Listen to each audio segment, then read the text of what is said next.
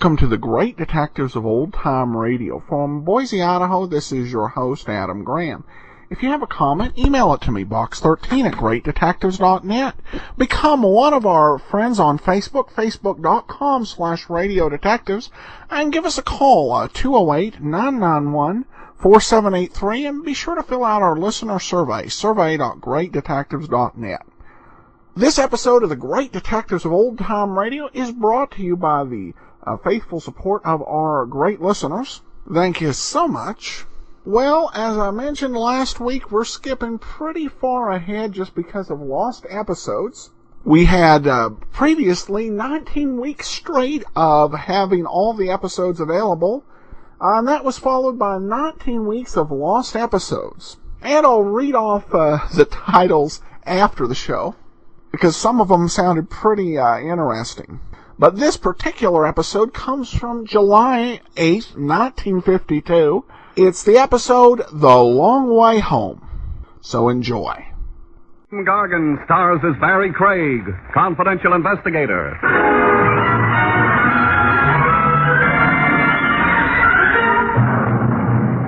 It's a sad fact, but very few murderers ever amount to anything. They're in such a killing profession, and when they come to the end of their rope, there's always a noose attached to it.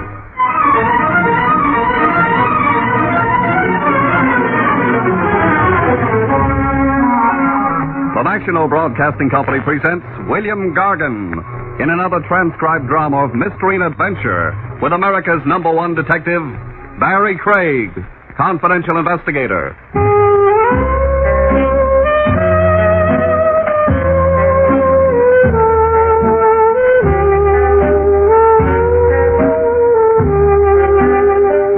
Barrie Craig speaking. Ever noticed the fact that the work a man does leaves its mark on him? 9 times out of 10, you can spot a doctor, a lawyer, a butcher, a baker half a block away. I wonder what a confidential investigator looks like. He looks like me. I figured the above philosophy represented a good day's work. The shadows were creeping along Madison Avenue, and I got out of the office.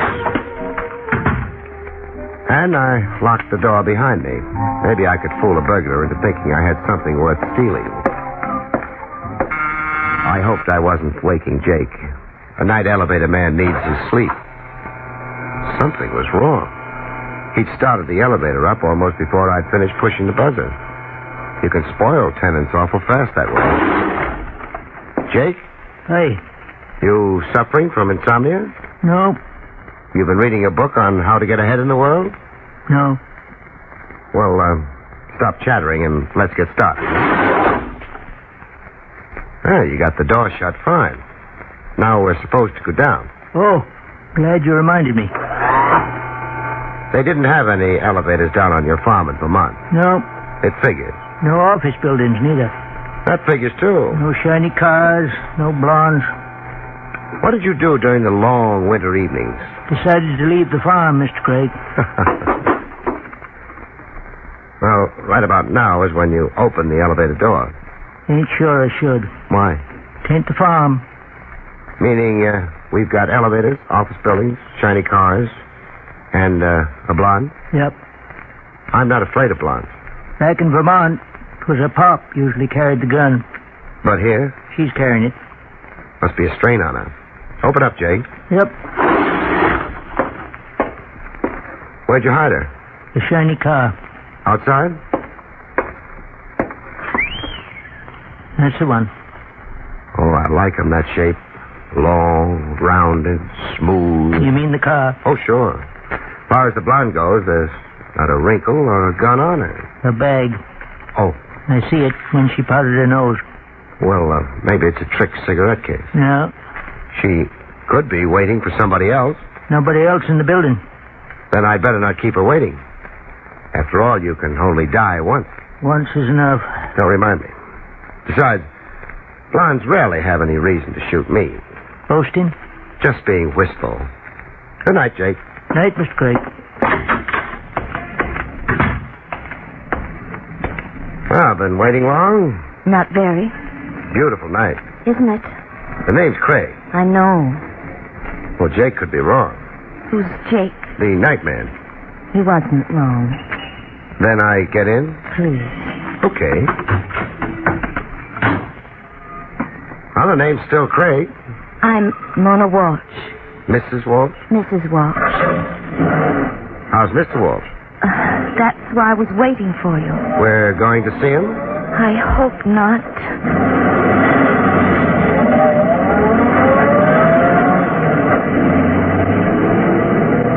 I could think of an easy explanation. Mona Walsh had seen me, had been carried away by my rugged physique and my mildly scrambled features, and was now carrying me off to a tryst among the pines, or maybe the maples. It was too easy an explanation, and it didn't include the gun. We're going someplace or just cruising? I'm trying to find words, the best way to tell you. I've been a confidential investigator for quite a while. You don't have to find the best way. My husband isn't Mr. Walsh. He's Ted Walsh. Well, what difference is that? Wait a minute. Ted Walsh? That's right. The Ted Walsh. If I remember my newspaper headlines correctly, he's killed a few men here and there. Yes. His last little effort was robbing a bank someplace in Massachusetts. And killing a guard. And killing a guard. Nice guy. I didn't know what he was when I married him. You probably won't believe that. If you turn out to be a client of mine, I'll have to believe it. But it's true. I didn't know until just recently. When I found out, I left him. Came here to New York. Fair enough. You're in the clear. What's bothering you? Ted's in New York, too. New York's a big place. Ted's terribly in love with me. He came here for only one reason. You could keep your door locked. Oh, please don't joke. I wasn't joking. Keep your door locked and your telephone handy. The police would be glad to remove him from your doorstep. Ted would spot them. Then he'd know I told the police about him. He'd get away from them. He's done it before. He'd kill me. Possible. But if you watched for him, he wouldn't spot you. Then, as soon as he came, you carry a gun, don't you? I've got a license, too. Well, then everything would be all right, wouldn't it? Might be. There'd be a fee. I thought perhaps 500. Well, that's too high. I generally get 50 a day in expenses. Well, that doesn't seem enough. I run a one-price shop. Well, all right. This your place? Yes. Well, let's get out. Small house. Stay there alone? Yes. I can see why you'd worry. I feel nervous. It's exposed, standing around like... Well, we'll try the house. I'd better go in with you. Of course. In case he's a little early. Oh, I hadn't thought of it. Don't get excited. I'm probably too careful. But we'll check anyway. Got your key? Oh, here. Over to the side, huh? What? The lamppost out front throws some light. The house is dark. You'd make a nice target. Oh, all right. Yeah. So far, fine. Light switch near the door? To the left, on the way inside. Okay, stay where you are.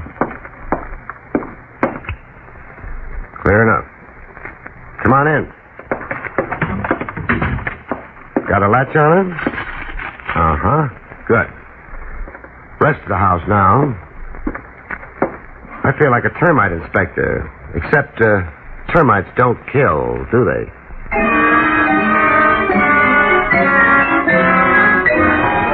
Mr. Walsh was not at home. Mrs. Walsh felt good about it. I didn't have time to get philosophical about marriage. I checked the back of the house for good measure. The high fence took care of the garden and the back door. There was only the front door to worry about. You're alone in the house, Mrs. Walsh. Yes. When I shut this door behind me, you'll lock it. Of course. Then if your husband comes calling... I'll be safe. You won't have to use that gun you're carrying around anyway. You'll be out front someplace? Yeah. The nearest convenient doorway. I'll find one. It's one of the things you'll learn fast in my business. How to find convenient doorways. So long, Mrs. Walsh. So long.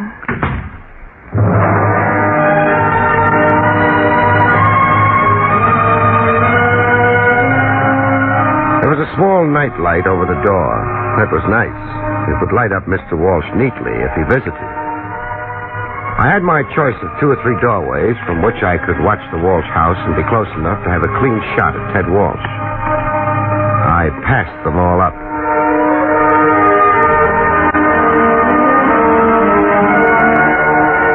I was looking for a phone, and I found one in a drugstore half a block away.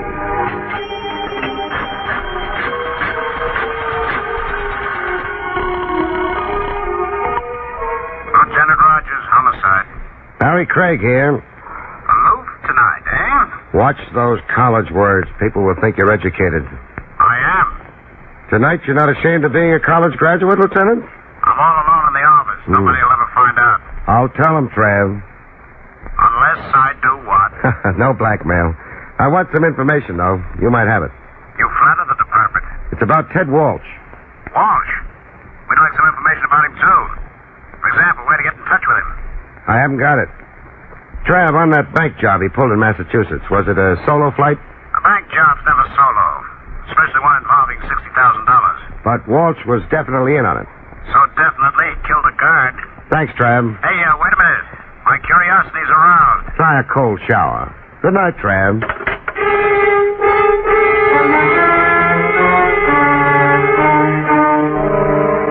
That, for what it was worth, was that. I went back to Mrs. Walsh's little gray home in the West. It looked the same. I pushed the button. Who is it? Barrie Craig. Leave the door on the chain, but open it a crack, huh? All right. What's the matter? I've decided to throw up the job. What? Yeah, I'm resigning.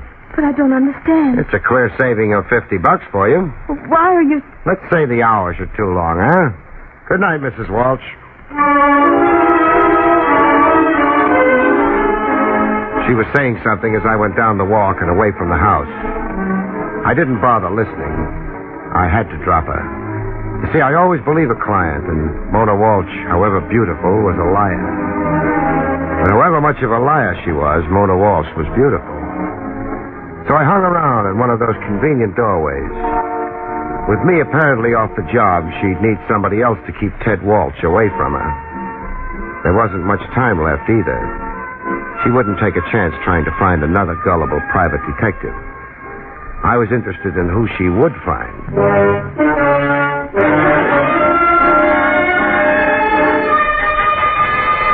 It took maybe a half hour for my replacement to show up. He was an anti-doorway boy. He picked an alley. I thought he looked lonely, so I dropped in on him. Hello? What? Hey, who? The name's Craig, Barrie Craig. What do you want? I'm trying to find out what's special about this alley. Nothing. I'm crazy about alleys, that's all. You're sticking to that? Sure. Then... Let's go. Thought you'd be packing one. What? You ain't got no right taking a guy's gun. I'm a lot bigger than you are. Would you like to argue about it? Well, there's a dame in that house. Ted Walsh's wife. She's kind of worried he might show. She doesn't love him anymore? Well, I wouldn't know nothing about that. The orders was he don't get to her. What does he get? Never mind. Who's got all the big concern for Mona Walsh?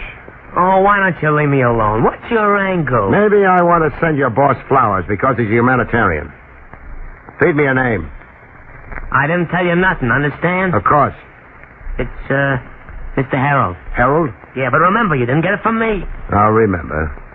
Here's your gun. Oh, yeah. I'm worried about Mona Walsh, too. Oh, you don't have to worry about her. Nobody will get the jump on me again. I hope not. So long.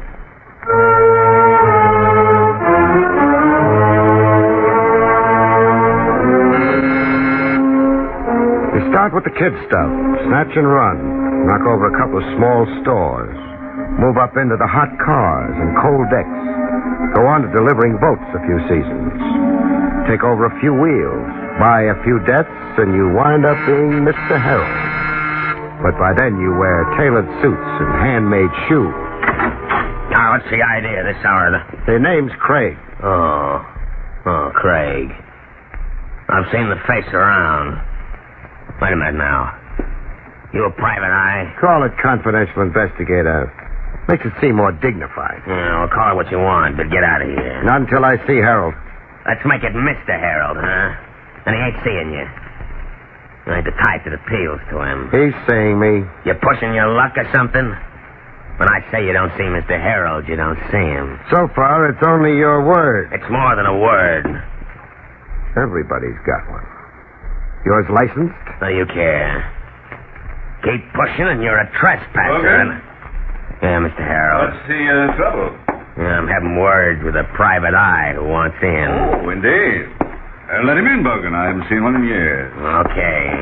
Who knows? He may want to have his license renewed. Not exactly. The name's Craig. Bogan, put that gun away and leave us, Okay, Mr. Harold. Bogan is so impulsive. A little crude, too, or haven't you noticed? He doesn't polish easily. It's getting late. What's half of $60,000, Harold? $30,000. That kind of money worth a death? I haven't seen the latest quotations. Ted Walsh knocked over a bank a couple of weeks ago, killed a guard, and collected $60,000. An enterprising young man. He had a little help. The way I figure, it was $30,000 for Ted, $30,000 for the help. Seems equitable enough, wouldn't you say? Yeah, but Harold, how do you share the debt? Harold needed a little time. I let him have it. The room was nice. Good furniture, oak paneling on the walls. Small Renoir hung just where the light would hit it in the morning. A girl brushing her hair before a mirror. She looked like someone I'd seen, and for a minute I couldn't remember where. She looked like the girl who'd married Ted Walsh. You must have some interest in the rather sordid subject of Ted Walsh and his peccadillos. Why? Mona Walsh. She tried to hire me. She's a lovely girl. You wouldn't hire? She lied to me. Sad. She wanted me to protect her against her husband. She'd heard he was here in New York. She didn't tell me who told her. Why? I really couldn't say. She wanted me to stake out in front of her house. So when Walsh got there, I'd take him. But, Harold, how would Ted Walsh have found her house?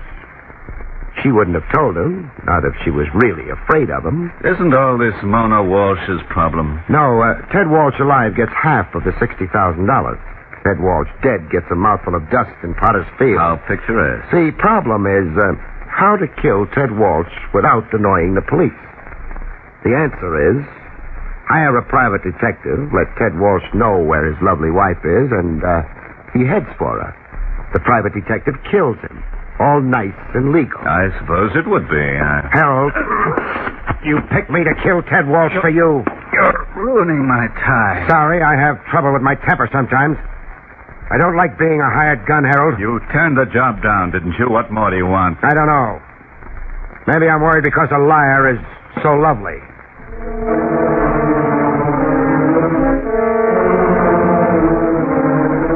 I got out of there. I could have gone to lots of other places after that, but I didn't. I went back to my office and sat. I didn't have any doubts. Harold had set up Mona Walsh as a decoy. When I cried quits, one of his men moved in to protect her. Harold wanted Ted Walsh dead so he could hold on to all of the $60,000. And maybe Mona Walsh, too. It was an idea I didn't enjoy. I stopped having it.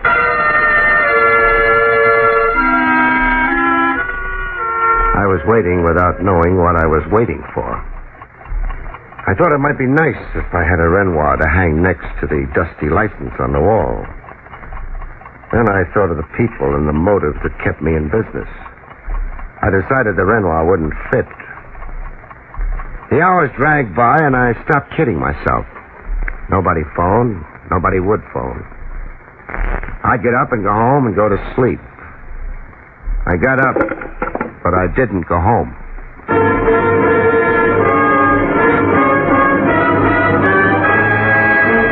The street in front of Mona Walsh's house was empty and cold. The lights in Mona Walsh's house were out. And the boy in the alley wasn't there anymore. I was wrong. I hadn't gone deep enough. The alley closed in on me, and then I found him. He was propped up against the wall, his legs straight out before him, his head slumped down over his chest. He might have been brooding about the blood that had poured out of that chest if he hadn't been so completely dead.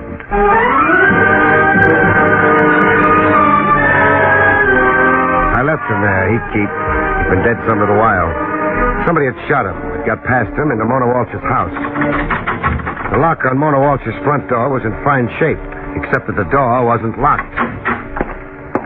The living room was the way I'd remembered it. I went into the bedroom.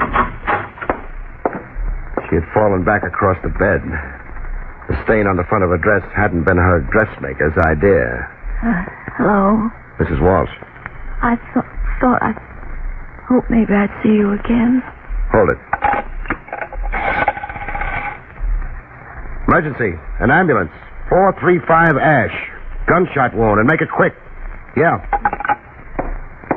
Mr. Craig? Better not talk. Why? There'll be a doctor here in a couple of minutes. You've seen people like this before. I should be dead. Will you stop talking? No, I won't. What do you want me to do? Think about what my life has been. Shouldn't have married Ted. He's bad. Now, you don't have to I'm not making excuses. Only things happen. You lie about them, even to yourself. Now I don't have to lie anymore. Once the doctor gets here, you... Oh, please. It's all going so fast now. Kiss me. Good night. When I was a little girl, my father always... Please. Sure. Thanks.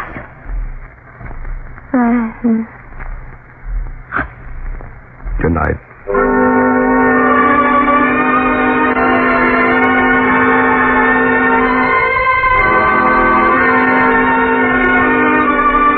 The doctor was a little late. The police arrived and made noises and were very busy. Mona Walsh didn't pay attention to any of them. Barry? Yes, Lieutenant. We haven't been able to get a thing.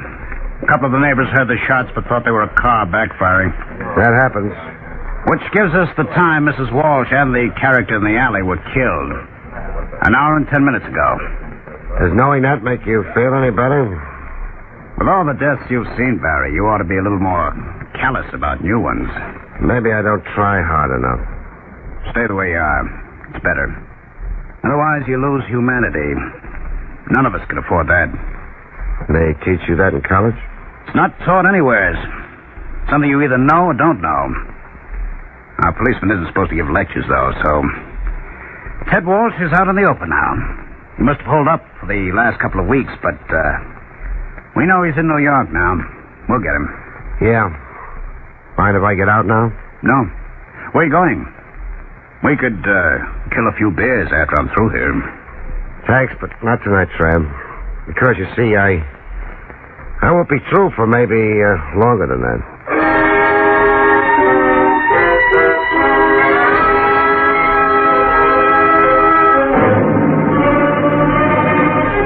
I wasn't holding out on Trav.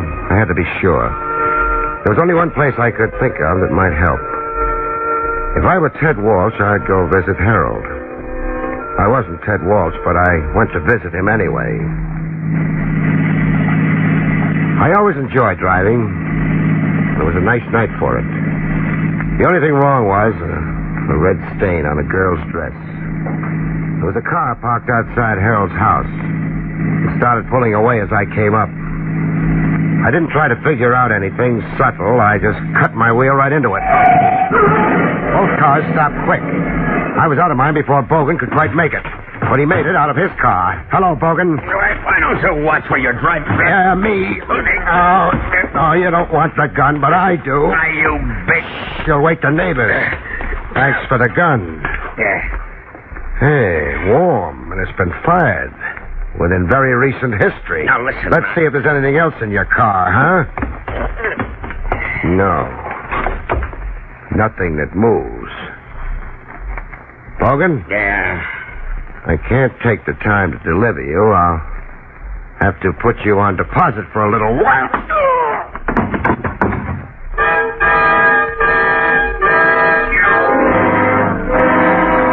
He'd keep. I thought Mr. Harrell might still be at home. Worrying about his car, maybe. Logan, what? Oh, Craig. We'll go inside. Now, look here. I've got Bogan's gun.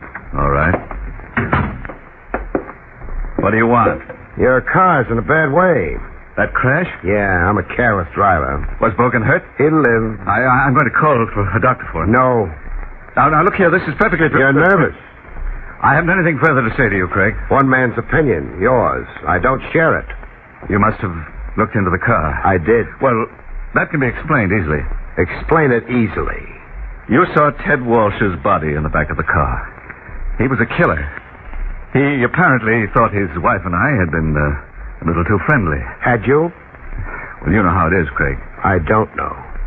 Well, anyway, he came here. Threatened to kill me, so... Well, Bogan beat him to it, that's all. It was a case of self-defense. It would stand up at any court.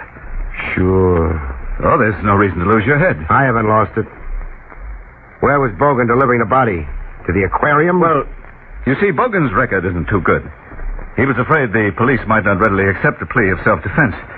He wanted to dispose of the body. I tried to dissuade him, but I failed. As a matter of fact, I was just about to notify the police myself. Oh, I'm sure you were. I think you'll find the bullets in Ted Walsh's body came from Bogan's gun. I don't doubt it. Well, then that sort of leaves me out of it, doesn't it? How about the bullets in the body of the boy you sent to guard Mona Walsh? How about the bullets in Mona Walsh's body? They're dead? They're dead. Oh, it's terrible. Sure. Ted must have got to them. He had a gun. The bullets in those bodies would have come from his gun. Don't you mean the gun you planted on him? Mr. Harold looked a little sick. His face matched the way I felt. For a minute, I wished I'd developed those calluses Trav mentioned.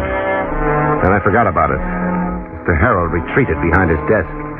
Planted on him? Ted Walsh came here before he went to visit his wife for his share of the bank money. Walsh died here.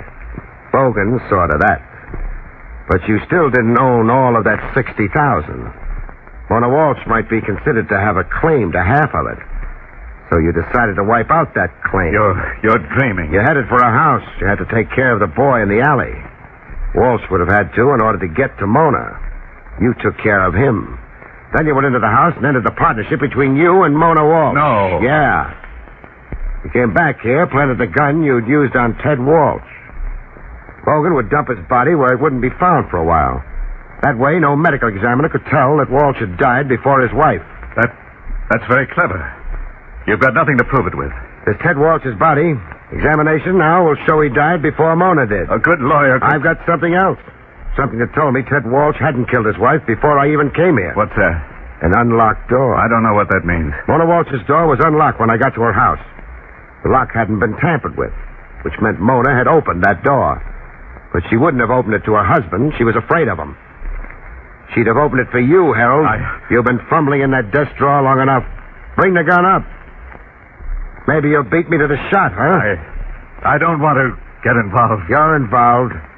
There's nothing left except maybe a chance to take me. Well? Okay, Harold. You're better, much better at killing women. Let's go tell some cops about it, huh?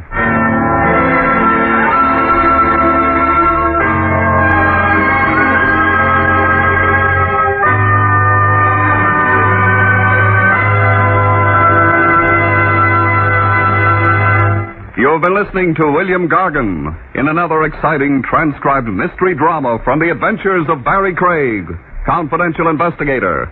Tonight's story, The Long Way Home, was written by Lou Vittis. Next week, it's the strange story titled Dead Reckoning, about which Barrie Craig has this to say.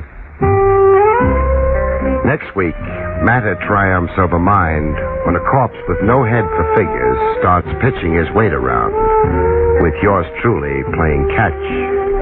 Good night, folks. See you next week.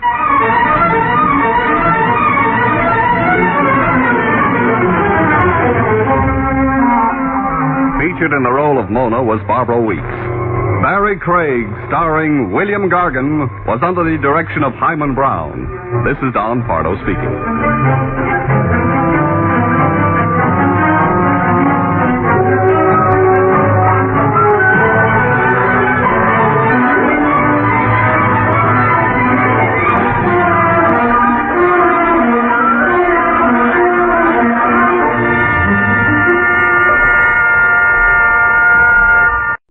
Welcome back. This is another episode where Gargan just does a fantastic job portraying Craig as having this a sense of right and wrong that really, when you're dealing with the hard-boiled detective in its origins, was very critical.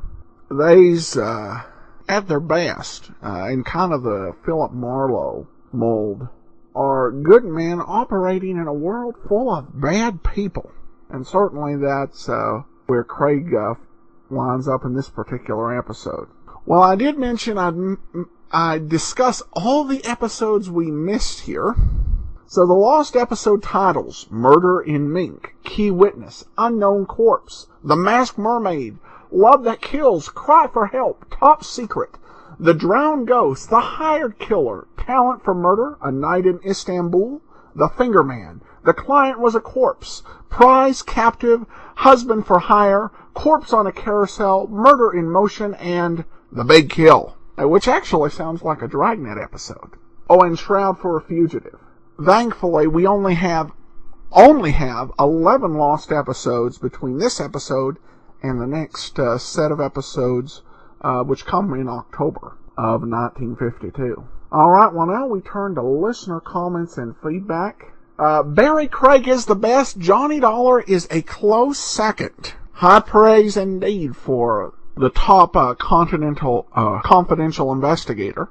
And there might even be a case that during the time that Barrie Craig was airing, that Barrie Craig was as good or better than the Johnny Dollar episodes, particularly of John Lunn and Edmund O'Brien.